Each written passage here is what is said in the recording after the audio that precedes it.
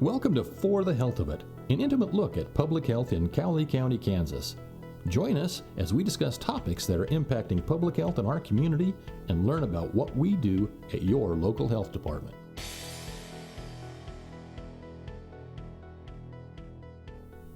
Hello again, everyone, and welcome to another edition of For the Health of It, Cowley County.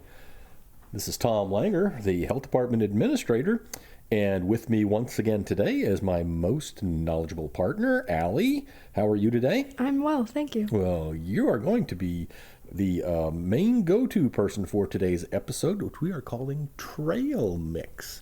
The reason it's called Trail Mix is because we've got a bunch of little things in it that we want people to hear and learn about. So, right. So that's what we're going to do, and just kind of give people a quick overview. We'll be looking at kind of a respiratory season update, and then we're going to talk a little bit about the prophylaxis that we provide for the respiratory season, and then we're going to spend some time talking about health in all policies. So yeah, grab your cups of coffee, your bottles of water, everybody kick back, because here we go, and we're going to go back to the respiratory season update, or what I have recently this week entitled for myself, Do Dumb Things, Win Dumb Prizes. Because and I'll get into that in just a minute, but we're going to take a look at all the things that go into this, including respiratory syncytial virus, RSV, colds, flu, COVID, allergy related issues, and other dumb things that we do. So what I want to know right now, Allie, is give us a little bit of an update. Where are we at as far as respiratory infections in our county? Yeah, certainly. They're starting to present themselves. Right. I know that, I think we just published a recent report, which provides a graph. And sometimes those graphs can be a little bit misleading because it will show that it's not a big thing yet, but we do know that it is happening. And we want to talk a little bit about going back to RSV and where that's starting to kick up as a problem in the country, and then how it will affect us here in Cowley County and about the time period. So let's talk a little bit about RSV. Where is it right now in the United States, and why are we concerned? It is in the southern part of the United States. We're concerned because it's respiratory season, but we also know that people are very mobile. The holidays are approaching, so a lot more travel is just naturally going to occur. Those things spread relatively quickly anyway, so it'll just be a few weeks, I would say anywhere from 4 to 6 before it's really prevalent here in Cowley County. So why do people care about this? RSV, no big deal, I don't care, it doesn't bother me. Why should they be concerned? Oh man, because it's just miserable to have it. Not being able to breathe well, to breathe clearly is not great. And I'm a healthy guy, I'm a healthy gal. Yeah, I have had colds before, big deal. Why do we care? Those lower respiratory infections, they're really hard to fight. They last a long time, and they make your body very weak. So if you were to be exposed to another pathogen, it could be devastating because your immune system's already essentially going to be knocked down on its butt. And then you're asking it to jump up and fight other pathogens, and it's not going to be able to. So who does this bother the most? It really impacts our older populations, and then, of course, our infants, our babies. Why do we worry about the babies and the infants? That group is special. They don't have the same type of immunity that any of us in this room have, or most of our listeners do, because they are so young. They haven't been exposed to as many things, either naturally or through injections or immunizations, and so their immune system is essentially learning each time it's exposed to something new. And do babies have the capacity in their first year of life to really develop the antibodies necessary to combat RSV? No. So what do we do? How do we help them? Well, there are a few ways that we could help them. The obvious ones would be, if you're sick, to stay away from our young babies if you can. Just don't do it. It's a smart idea to avoid giving that to them. But there is also a new injection that's available for that cohort, Beyfortus, and its data is great. Yeah, we'll come back to that. I mean, I'm kind of teasing. I'm shaking up the bag, like when you get a bag of trail mix. I don't know, do you like trail mix? I do. I like the stuff that's got peanuts and M&Ms and sure. I think we're on M&Ms right now. Are we on M&Ms? Yeah, okay, we got to start with something strong. So anyway, we're gonna mix that bag up a little bit. Colds. How can they differentiate between what's a cold and what's the influenza virus if they don't know? I mean, the easiest way to go about that would be to be tested, be screened if you can do so. Mm-hmm. And symptomatically, what do we see more with colds and less with the flu? Fever, Right. runny nose, Of course. sneezing. Yeah. Yeah. Looks a lot like an allergy thing because it seems to kind of just hang right there in the front of your face, like this yucky thing. And that's important. It is relatively local if it's a cold. Yeah. And influenza brings with it something different, doesn't it? Oh, yes. And talk about that a little bit. Let's talk about the symptoms of influenza. Influenza is well known for, kind of like you were saying, the fever, but the body aches, especially in the last few years. Those have been very prominent.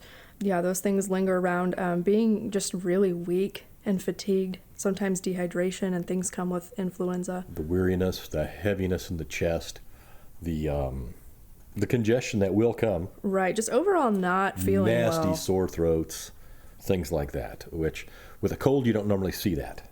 Right. Okay, and one of the things we talked about during the pandemic is, man, if you're sneezing a lot, Probably it's not a different influenza. symptom. Yeah, so making sure that you know what those things are, and then of course there's our still good old buddy COVID. Right. He's still running around. He has not gone away. What's the current one called?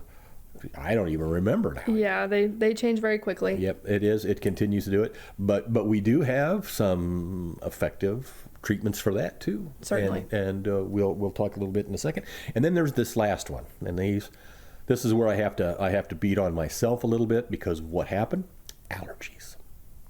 Has it been dry around here, or am I just imagining things? Oh no, it's been very dry. It has been ridiculous, and so I love this year because the trees are just so ugly as they drop, and the leaves have fallen in my yard, and of course I just am like one of those people who says, I got to get that cleaned up, and so I work on it, and I have this device that kind of like vacuums them up, and it grinds them up and makes them into nice mulch. And in a normal year when there's some moisture in the leaves, it's really cool. I mean, it's a nice thing. And this year it kind of turned it into dirt. Right. And so I'm a real smart guy. I'm a learned man and a public health aficionado, and I know to take all those necessary precautions. And I went out and did that and didn't wear a mask. Oh man. Yeah, and then that evening I was like spitting and puking and bringing up all this yuck, and then within 24 hours in that same area, I started coming down with this kind of stuff, And I'll tell you what, it's been hanging on, and it's like you say, do stupid things. Win stupid prizes. Yes, but that also means your immune system's Well, working. it means it's working, but I'll tell you what, if I could have avoided this, I certainly would have. It's not fun walking around with a forehead full of gunk, that just because of the fact I put stuff in there, and it was an irritant, and I probably had allergens and everything else that was in there, and there we go, the body responds, and there you get it. But let's go back to talking a little bit more about that big P word, prophylaxis. Yes. The things that we do to kind of keep these issues at bay. And we know that we've got certain things in-house that we've got ready for folks. We'll go back to the top of the list, RSV. We have two different types of treatments for RSV. Let's talk about what they are. Arexvy. Arexvy is the updated vaccine by GlaxoSmithKline, and it is for individuals who are 60 and older. Mm-hmm. It is a vaccine that is designed to prevent the lower respiratory infection. So that means that you could still contract RSV, and you could definitely have the symptoms from it and feel a little miserable for a few days. But ideally, it's not going to travel from your upper respiratory system to your lower respiratory system, where that really intense infection sets and you become susceptible to pneumonia and other things of that nature. Exactly. And we've been providing that now. We brought that in, what did we have, 1st of October? Oh, yes. And we've been offering it, and we've had a pretty good response to that with people coming in, especially in that age group. Yes, we have. And several people have actually been getting it along with their other seasonal vaccines, so it's been nice. Have we talked to anybody that's taken it and how they've responded or how they reacted to the shot itself? Yes, we've given several doses, and overall we're hearing that it makes them kind of tired. for about 48 hours, but overall it's not too bad. A little bit of some soreness at the injection site and just feeling a little achy in the upstairs region, but overall it's not bad. It's definitely nothing compared to what it would be if they were to contract RSV. Right, and we're worried about this, again, because we don't want to have that lower respiratory tract infection, especially in our seniors. Those things put them in the hospital. The shot is pretty well covered by most insurances. Yes. It's brand new this year, so we had those kind of concerns. We were worried about that, but that issue is pretty much worked out. And remember too, is this a shot they have to get every year? No, it is not. This one's great. They're saying it's a one-time thing. It's a one and done. That's awesome. Yeah, so, it'd be something to think about. I certainly would recommend it and encourage anybody, over age 60, especially if you are prone to respiratory illness already. Right. Or if you have any kind of a pre-existing condition. Give us a call. We have it on hand. We can get you set up and get that. And that's a good thing. And then on the kiddo side, the newborns, that's where Beyfortus comes in. And there's a difference between Arexvy and Beyfortus. Arexvy is a vaccine. Beyfortus is not. It is a injection. It's an injection with a monoclonal antibody. It's actually providing the antibodies that fight RSV to the child because their system cannot create them. It's giving them that shot, and within 24 hours, they have immunity. Right. That's amazing, and it will last through the season, and it will then allow their body as they grow in age to spin it up and be able to have a better immune response in future years. Yes. Okay. So, and that's really important. Why? What's the leading cause of hospitalization in newborns? It's RSV. RSV. So, moms, dads, if you have little ones, and they're less than a year old, and this is their first cold and flu season that they're going to be heading into, you really should take a look at this. This shot is not cheap. It is not. We've had a little bit of resistance from some of the insuring companies that say, oh, well, gee, it's not a vaccine, so we're not going to pay for it. And I'm like, oh, come on, guys. You're just saying this because you didn't jack up rates enough early in the year to know it was coming so that you could, you would pay for it. But I think what do we get? It's right around the $500 mark. Yep. And the thing I look at is, wow, if I'm insured, my insurance company doesn't provide it, is it, and I get this, what am I doing? If I have insurance, well, I'm going to be meeting deductible. I'm going to be already paying that. But that $500, if that keeps my baby out of the hospital, it's well worth the money. And well, I don't have $500, Tom. I can't do it right up front. You know what? You don't need to. You can come in and we'll work it out with you. You want to put on a credit card and pay it over time? Fine, we can do that. You want to pay us interest-free over a few months? We'll do that. If you want this for your kid, you come see us. We'll make sure that any baby in Cowley County that needs it will get it. Yes. And that, I think, is what people need to understand. To me, it's not about the money. It's about saving people money in the long run and protecting your family, especially if you have other children in the house. If I have a newborn at home and I have other little ones that are going to school, they're school age, and they're coming home or they're coming home from daycare, they are petri dishes bringing me every little thing that's going to come. And then they're going to run right in, and they're going to stick their face right in the front of their little brother or little sister, and they're and they're playing and they're screaming, and everybody gets worked up. And I know it's like here, pass the biscuits, from one to the next, all the way through the family. So do yourselves a favor, think long and hard about it.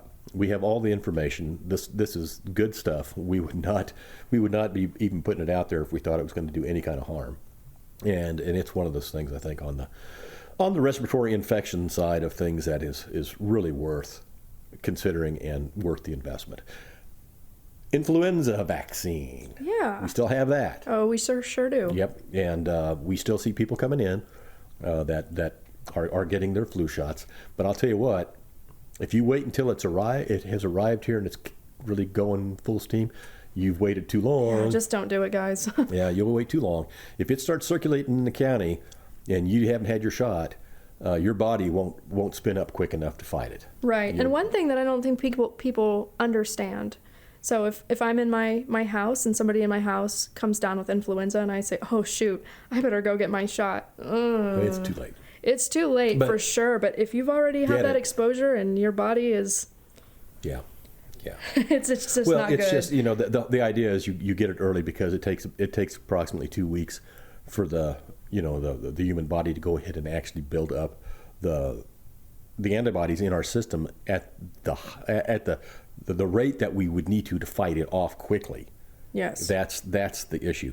Again, none of these vaccines, and a flu vaccine, oh, I had it once and I got the worst case of flu. That's unfortunate. It is, but it's not indicative of the shot. No, definitely not. And when you understand the different variations of influenza and coronavirus that are out there, and I'm not talking about COVID. I'm talking about coronaviruses that are colds, because remember, those are coronaviruses too. They mutate and they move quick. They're hard. That's why you always heard, there's no cure for the common cold. No, but you do have the opportunity to, tell when your body's coming down with it, understanding when you're going to be infectious, staying home at the right time, getting your over-the-counter medications, eating right. I am a person that, believe it or not, I take supplemental vitamins and such, especially this time of the year. Things that have zinc and vitamin C and all of those things. It helps my body and my immune system get a little stronger. Right. And so that's what we're about. I don't want to be ill. I despise being ill, and so I'll do everything that I can to not get ill. And I hope people can understand that, and we promote that quite a little bit. Anything else that we need to know out there? Let's talk about our VFC program just real quick. Okay, yeah. Okay, because we're going to backtrack just a bit, and I'm going to belay that. We're going to talk about COVID vaccine. Okay. Because I really think there's some stuff there that people need to know, some things we've heard now. We have 2 different types of COVID vaccines, right? Yes. What are they? We have the Moderna vaccine and the Novavax. Right, Novavax and Moderna. 2 different companies, right? Yes. Tell me about Moderna. This was the one that we at the health department probably gave 95% of the time during the initial pandemic and all the way through, right? Yes. And it is what, an RNA based? Yes. So it's messenger RNA based. And so now, lo and behold, we've got a company that's an American based company right here in the United States. I think they're in North Carolina is where all of this is made. And they are Novavax. Yes. And they have a COVID vaccine that has the same protections, against the current circulating strain. Yes. And they are not RNA based. Correct. They are protein based. Yep. Very, very similar to the influenza vaccines. Just like the flu shot. Yep, exactly. And so people have an option. And one of the things we noticed was its efficacy, and kind of made my eyes, perk up a little bit when I saw those numbers. Right. They're showing really high efficacy rates, and efficacy is its ability to do the job they say it will do. Yes. And how successful it is at reducing the infections, right? Yep. So, do you remember the numbers? I know the first one was a 9. I think in its initial sequence, it was like in the 90% range of effectiveness, and then they actually went higher than that. And I know we've got a form in the health department that provides all that information. If people want to come in and they want to talk, they're not sure or they're a little skeptical. The idea is we wanted to make sure people have choice. Of course. You have the option. We want you to have it. We don't want you to be fearful. And again, this all goes back to all of your other pre-existing conditions. The people that have been coming in to get these vaccines, they have not been afraid of any of them, have they? I mean, or they just wouldn't be here. Right. So, yep, they're here. And we still have a lot of folks in the county, and everybody needs to respect that do want these. They want the COVID vaccine. They want the flu vaccines. They want the RSV vaccines. And it is our responsibility to make sure we have them available.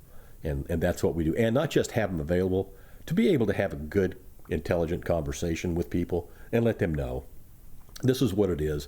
This is what you can expect, and not sell pie in the sky, but to be honest and upfront and provide these protections, because it's what we do. Yeah, give us a call. We'll answer any of your questions. Absolutely. Anything else that we want to talk about in that section, because we're about to shift gears a little bit? Nope, I think that's okay. Okay, so we've eaten all the M&Ms out of the trail mix. Right. What's left in that bag? Well, we had talked about the VFC program. Right. Oh, we were going to talk about that, didn't we? Yeah. And we didn't touch upon a VFC and the Bridge program. Yes. Okay. These are the gummy bears that are Okay. in the trail mix. So, Okay. So tell me about VFC. VFC stands for Vaccines for Children. This is a federal program that we do have within our health department.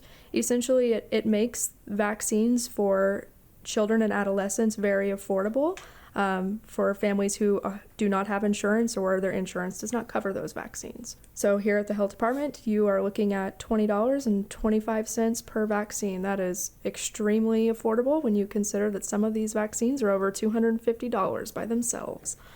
And this program is for children aged 0 to Just under 19 years. 18 years, 364 days. Yes. Yep, absolutely. So if you are not 19, if you're under 19, you are looked at in this program as being a child, a ped, or an adolescent, and the program covers you. And they automatically qualify. There's no paperwork or Yep. anything crazy they have to do. Just come in and we'll get you taken care of. Exactly. If your insurance isn't there, it'll take it. I mean, sometimes that's there, and that 2025, that's an odd number, but that's what it costs us to actually administer the program. Right. We have nurses' time and all of the things that we do. That's where that 2025 comes from. So, and that also I think is a bit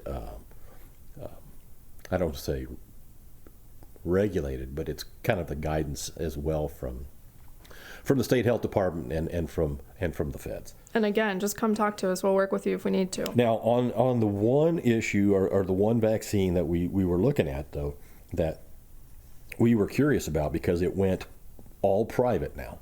I mean, I think this is something people need to remember.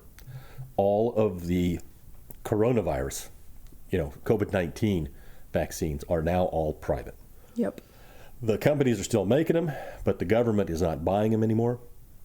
And in the original pandemic, they bought that stuff. They provided it to the states. The states provided it to us. We distributed it. Now it's being treated like any other vaccine, where we've got to go out and order it. We've got to bring it in. We've got to pay for it, and then we've got to we deliver it to the individuals that want it. That was a big shift from anybody just walking in and get it. Here, you don't have to worry about it. Just fill out this paper that you want it and you got it. Now people actually have to go through that, and we don't want that barrier to exist where people who have no insurance or can't afford it can't receive it if they want it. And that is where the Bridge program comes in. So talk a little bit about that. The Bridge program is very similar to the VFC program that we just spoke to, but it's for a different cohort. It's for those who are 19 and older, that adult cohort. And it is at this time specific to the COVID-19 vaccines. Right. And right now there's only one that's covered there. Right. And that is Moderna. And then it's Moderna. So basically, if you wanted it and you didn't have insurance or you didn't have the capacity to pay and you want to get the vaccine, you can still get it, and it will not cost you more than $20.25. Correct. It's just simply come in and ask for it, and pretty simple process. Oh, yes. Again, it removes the barrier to people being vaccinated. Right, and it doesn't put any kind of flag on you either in the waiting room or anything like that. No, nobody knows. It's just the same as anybody else coming in to get a shot. Absolutely. So now we've gotten all of that good stuff out of the way. I've dug through the bag. We know that all of our M&Ms, gummy bears are gone. What's left in this bag? I need something kind of salty, like No, a peanut some or salty. a pretzel. There you go. Pretzels and cashews, whatever, whatever you like. And that's where we're going next. And that's going to be a topic that's kind of new to folks around here. But it's referred to as health in all policies. And just by examining the names, health in all policies, well, what the heck is he talking about now? In your own words, Allie, explain to me, why is it important for anybody to consider health when they are looking at setting policy or embarking on a major project that will impact people in their life? Well, it's important because the policies that they set forth are going to influence the way that people act in all sorts of fashions. So it's important to consider those health components while you're drafting and in the implementation phases so that you can potentially avoid some of those consequences later on down the road that might be costly or devastating because of poor health. I'm going to ask you a question that may or may not be age appropriate for you, but do you remember the banning of pesticides by the EPA and all of the we'll talk about a big one, okay, that occurred in my lifetime, and it's DDT. We'll talk about DDT.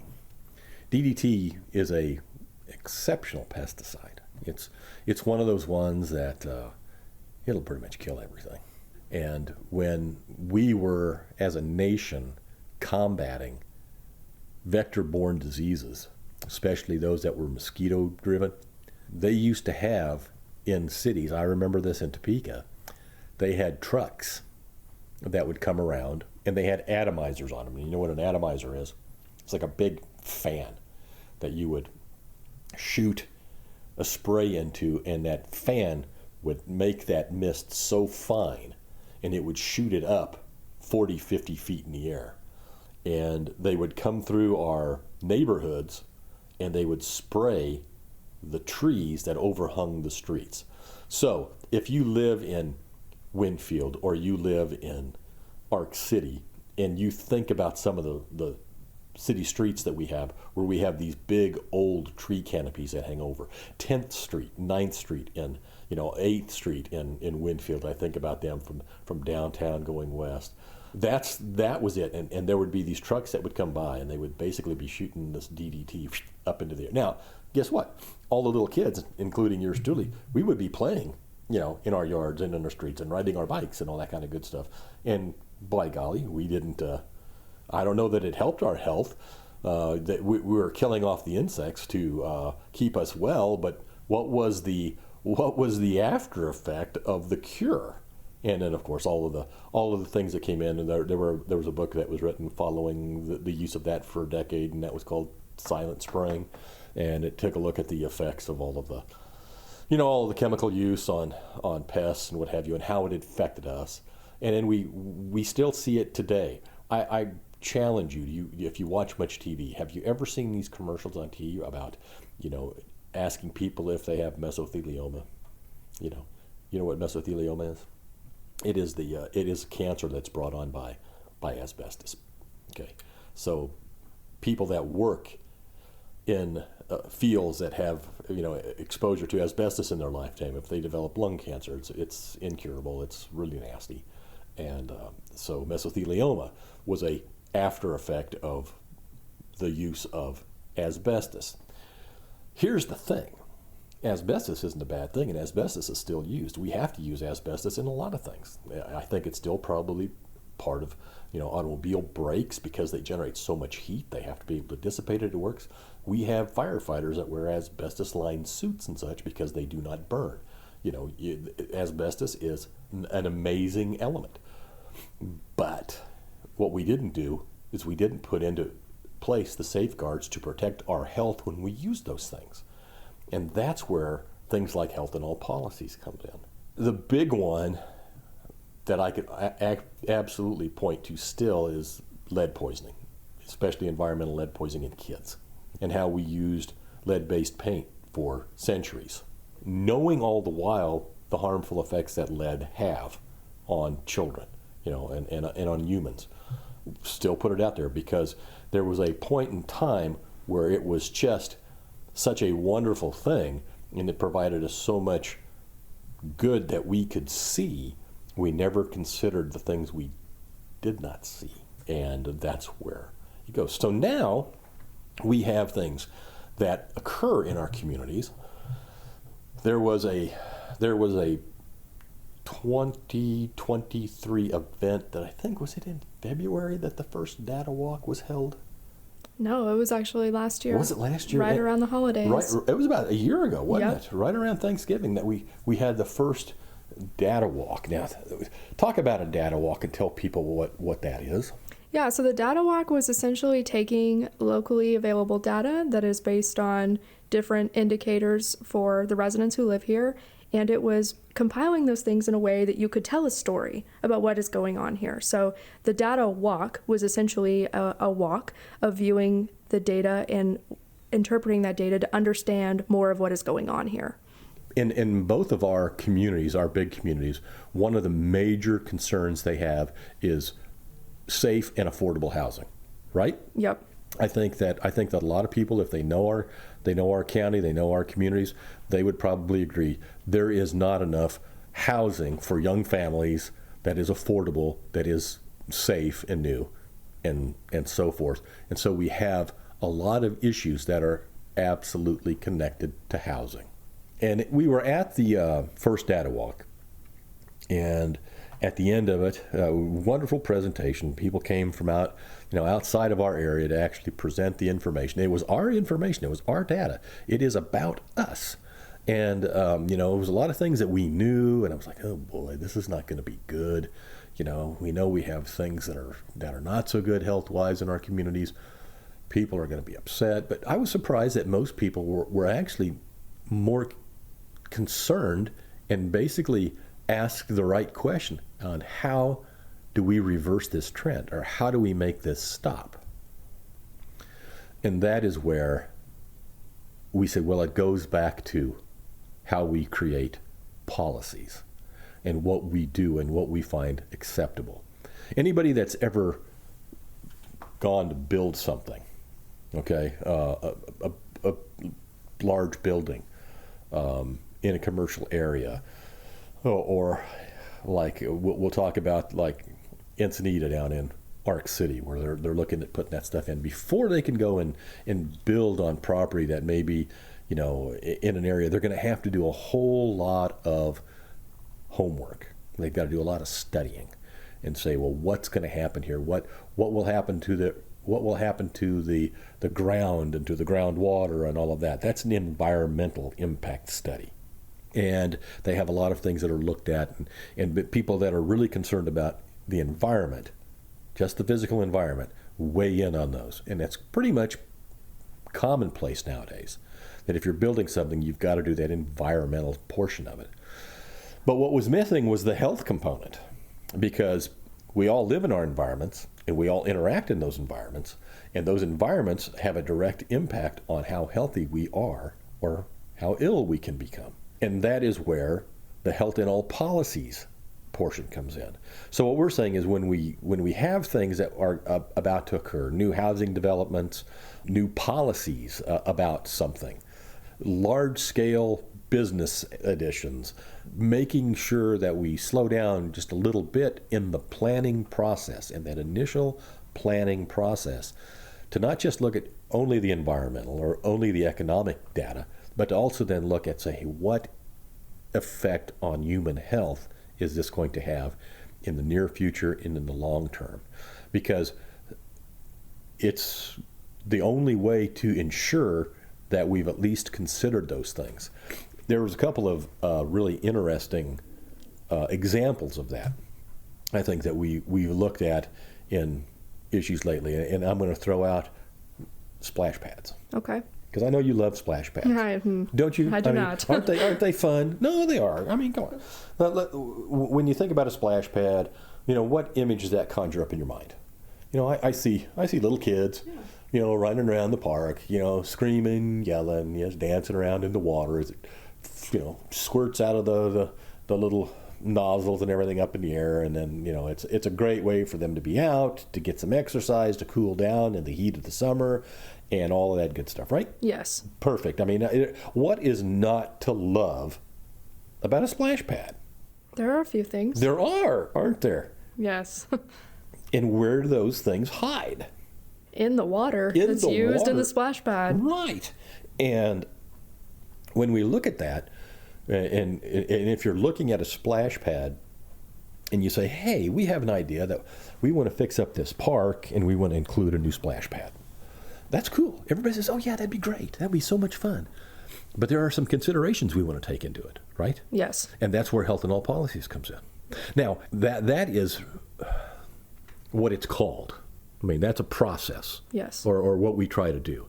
But then there's actually something that is done underneath that is actually the health impact assessment. Those are the two things. And if somebody were to say, hey, we'd like to know, what are the health impacts from something? A health impact assessment can be done.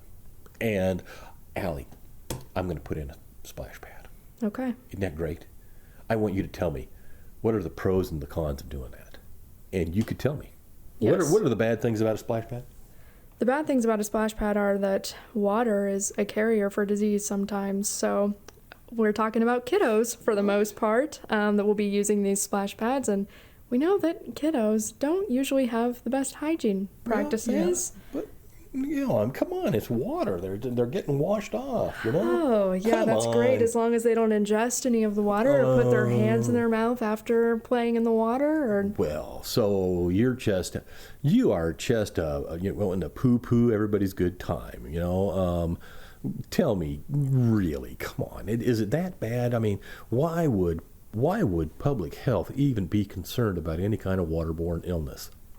Well, with waterborne illnesses, they make people very sick. A lot of times they result in hospitalizations because of dehydration and those impacts. But ultimately, public health has a responsibility with waterborne illnesses because some of them, including shigellosis, are still reportable conditions, and they require us to go out and do investigations to find out the origins and how it's been transmitted and maybe where it started, and then also to implement corrective actions to make that stop. Okay, so are you telling me that, you're going to be a killjoy and you're going to take away my fun time, that if I want a splash pad, I can't have it because of this? No, there are certainly things that you could do that would minimize those potential impacts, but there are definitely things that need to be considered when you're talking about putting in a splash pad. And planning that, and those things that you think about that maybe you didn't think about before, right? And that is where the health impact assessment fits. And that is where health and all policies comes into play. And when you would ask somebody or like the health department to maybe help in performing this task, well, they're just going to tell me no, aren't they? No, certainly not. The idea of a health impact assessment is that it's going to produce realistic recommendations and suggestions. So if we're talking about the splash pad, we might propose a few things. Number one, we would draw attention to the fact that, yeah, you're going to put in a splash pad. That's great. I'm glad that kiddos are going to have a nice, safe place to play. It's not going to be a pool. The potential for drowning won't be there. Great. They're great for heat. Awesome. So let's try to maximize those things and maybe consider a playground. If a playground isn't feasible, then let's see what's going on with that splash pad and at least make sure that the splash pad that we're putting in is a system that's going to, again, minimize those impacts. So how is the water going to flow? Is it going to be recirculated through? Is it going to be the same water that's going through again and again and again, despite anything that's in it? Is it going to be disinfected? Is it going to be new water each time? That type of thing. Right. And then again, when they get that, what's the tone of a health impact assessment? The tone is supposed to be very neutral. So we would be, with each condition, looking at what is good and what could potentially be harmful about it. Right. And one of the things that the health department's role is to absolutely be that neutral voice.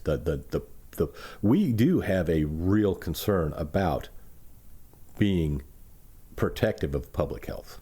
Certainly. I mean, and that will never go away. But we do not have the big egos that say, we are going to create your policy. Definitely not. That is up to the decision makers. We just want to inform that decision. We just want to make sure that they have all of the information available during the onset of planning and consider all of those things. Because when you do that at that point in the project, then you are setting yourself for much better success long term.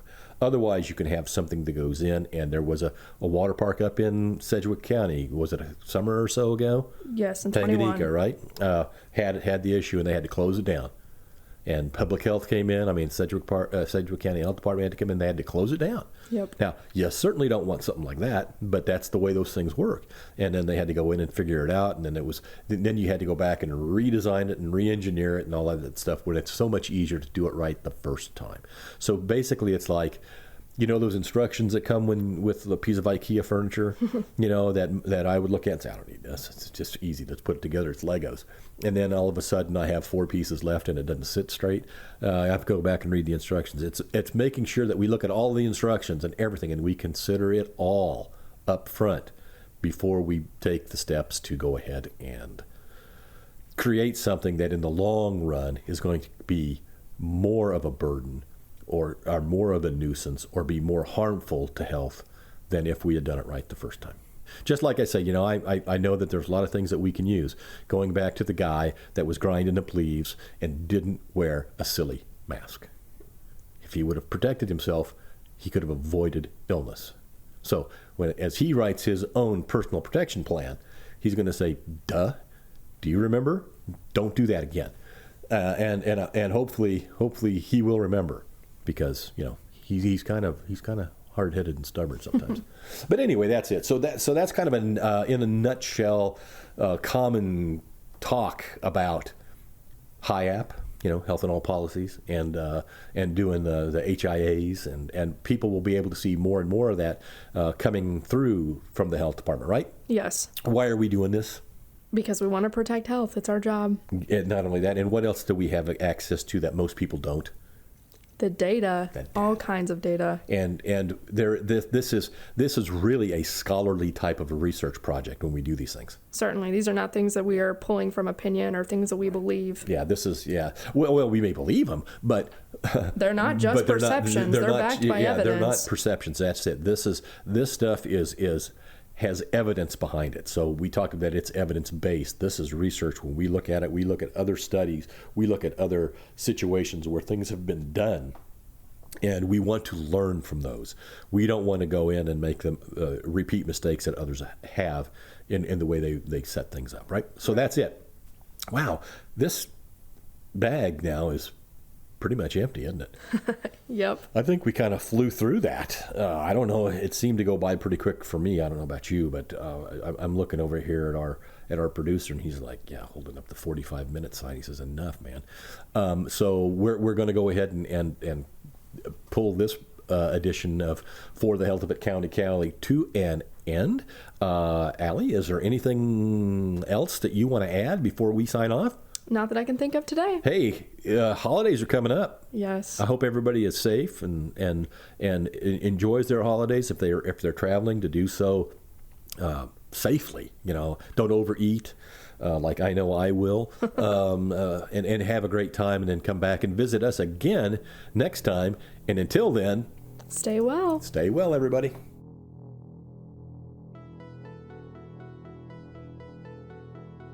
Thank you for joining us for this edition of For the Health of It Cowley County.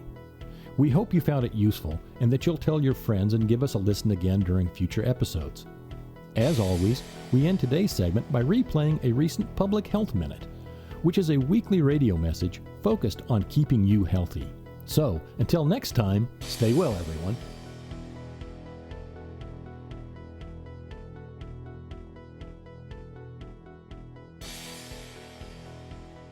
It's the Yuletide season, and it's time for gathering around the fireplace, giving gifts, and, of course, the Christmas tree. Christmas trees are a big part of celebrations, but they can also be an extreme fire hazard. So here's some tips from your local health department to help you stay safe as you celebrate the season. First, keep your tree hydrated. Dry Christmas trees can catch fire in seconds, so be sure to water your tree daily. Next, place your tree in a good spot. Don't block any exits and keep it away from fire or heat sources, including fireplaces, candles, or radiators. Third, when you break out the Christmas lights, examine them closely. Frayed or damaged cords and broken or burnt out bulbs can pose a fire risk, so don't hesitate to toss those out. Lastly, don't forget to turn off your Christmas lights when you go to bed or leave the house. Wishing you a very safe and Merry Christmas is just another way the health department works hard every day to help you stay well.